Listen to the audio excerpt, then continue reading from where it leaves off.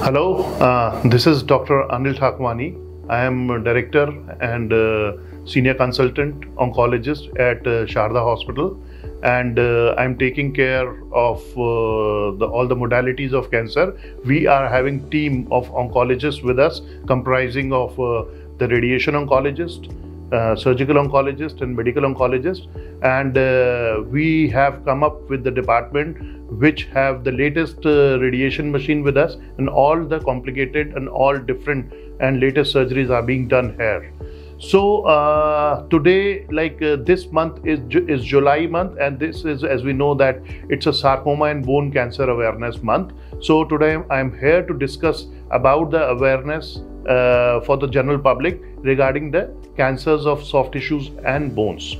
So as the name suggests, that this cancer is of soft tissue, like the tissues which are near the bones and the bone itself.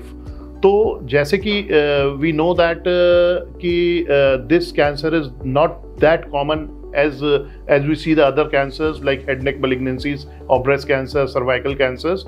ये जो cancer है basically ये rare type of cancer है, और ये all the age, it is found in all the age groups. आज के programme का मेन एम यही है कि हमें कैसे पता चले कि हमें ये ट्यूमर लग रहा है, क्योंकि ये मिमिक करता है. मिमिक मतलब कि दूसरी डिजीजेस से मैच करता है. कभी कभी सिम्टम्स कॉमन होते हैं जो कि इन्फेक्शन से, कुछ ऑस्टियोमाइलाइटिस एक कंडीशन है जो कि बोन की इन्फेक्शन होता है, उसमें भी इसी तरह के सिम्टम्स आते हैं. सिम्टम्स क्या होते हैं? स्वेलिंग हो जाएगी, जो कि लॉन्ग बोन्स होती हैं, पैरों की, टिबिया वगैरह, हाथ में रेडियो अल्ना, इसमें स्वेलिंग हो जाएगी. स्वेलिंग होने के बाद पेन होगा, और पेन बड़ा टिपिकल तरह का होता है. रात के टाइम जब आदमी सो रहा होता है तो बड़ा सिवियर पेन होता है. बच्चे में अगर है तो वो रोएगा. तो ऐसे केसेस में हाउ टू डिफरेंशिएट, लाइक जो अगर इन्फेक्शन होगा ऑस्टियोमाइलाइटिस, तो उसमें फीवर वगैरह के ज़्यादा चांसेस होंगे, है ना, और जनरल कंडीशन से भी थोड़ा आइडिया हो जाता है. फिर उनके ब्लड टेस्ट कराएंगे, उसमें हमें TLC रेज्ड मिलेंगे. तो ये सारी चीज़ें होती हैं, पर हमें डिफरेंशिएट करना ज़रूरी होता है. कैसे डिफरेंशिएट करेंगे हम? फिर इसकी फर्दर इन्वेस्टिगेशंस करते हैं. अगर कुछ एंटीबायोटिक देने से 1-2 दिन में नहीं आराम आता है तो कुछ रेडियोलॉजिकल टेस्ट हम लोग कराते हैं, जैसे कि एक्सरे हो गया. और एक्सरे भी अगर कराना होता है, ध्यान रखना होता है, उसके अलग अलग व्यूज कराते हैं. एक व्यू में हमें क्लियर नहीं होता, AP लेटरल, तो इस तरह से एक्सरे करा लेते हैं. फिर इसके अलावा एक्सरे के अलावा अगर उसमें से भी क्लियर नहीं हो रहा तो उसमें हम लोग CT स्कैन और MRI भी करा सकते हैं अगर सॉफ्ट टिश्यू वगैरह इन्वॉल्व है. तो ये सारी चीज़ें कराते हैं. उससे हमें पता चल जाता है वो मेडुला, मतलब कि सेंटर ऑफ बोन से बाहर की तरफ आता है, कॉर्टेक्स को इन्वेड करता हुआ पेरियोस्टियम को उठा देता है, और कभी कभी अनियन पील टाइप का साइन बोलते हैं एक्सरे में, वो भी दिखने को मिलता है.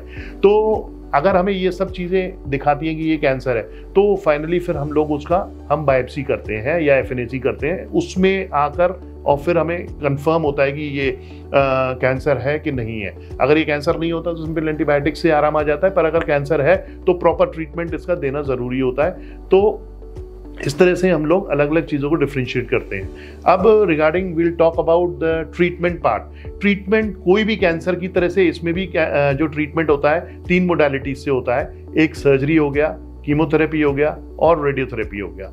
अब ऐसे केसेस में कुछ जो लोकलाइज ट्यूमर है, जैसे जाइंट सेल ट्यूमर हो गया, कॉर्डोमा हो गया, उसमें कीमोथेरेपी का थोड़ा सा रोल कम होता है, क्योंकि वो लो ग्रेड होते हैं, ज़्यादा फैलते नहीं है, क्योंकि कीमोथेरेपी हम वहीं प्रेफर करते हैं जो ट्यूमर फैलता है. तो उसमें बेसिकली हम लोग क्या करते हैं, सर्जरी का मेन रोल होता है. जैसे जाइंट सेल ट्यूमर हो गया, उसमें हम क्या करते हैं, क्यूरेटाज करते हैं. क्यूरेटाज मतलब कि ट्यूमर को खोल के अंदर से पूरा निकाल देते हैं, और उसको बायोप्सी में देखते हैं. अगर मार्जिन पॉजिटिव है और या किसी कारणवश हम उसको पूरा नहीं निकाल पाते हैं, then we have to undergo this patient with radiation therapy, because if we will not go with the radiation therapy, there are high chances of recurrence, and again the patient can be in a problem.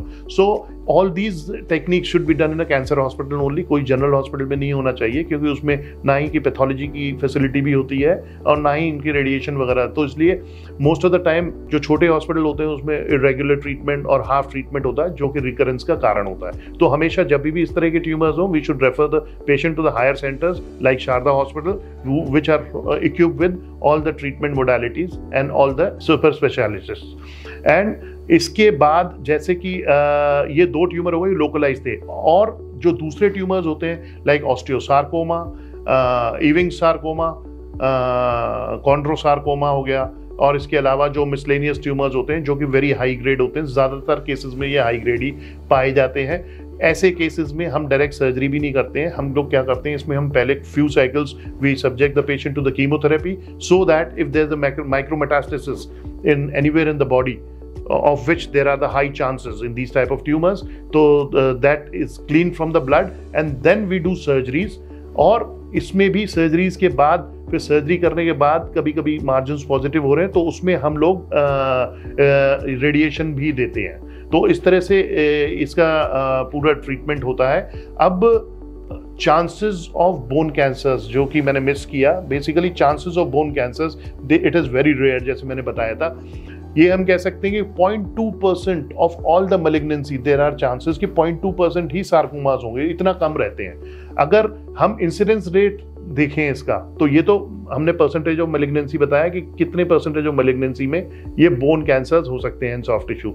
अब मैं ये बताऊंगा incidence rate कितना है। Incidence rate भी बहुत कम है। Incidence rate very from 0.2 to 0.8 पर 0.8 केसेस पर 1 लाख ऑफ पॉपुलेशन, तो इतना रेयर होता है। तो आखिरी में मैं बस यही कहना चाहूँगा, अगर इस तरह के कोई सिम्टम्स आते हैं, पेन होता है लिम्स में जो कि नॉर्मल एंटीबायोटिक्स और पेन किलर से नहीं जा रहा है, और तो मेरे ख्याल से जो आप लोगों को कैंसर स्पेशलिस्ट से कंसल्ट करना चाहिए सो दैट कि फर्दर टेस्ट करके हम लोग डायग्नोसिस बना पाए और इसको फैलने के पहले ही हम लोग कैच कर सकें और इसका ट्रीटमेंट कर सकें।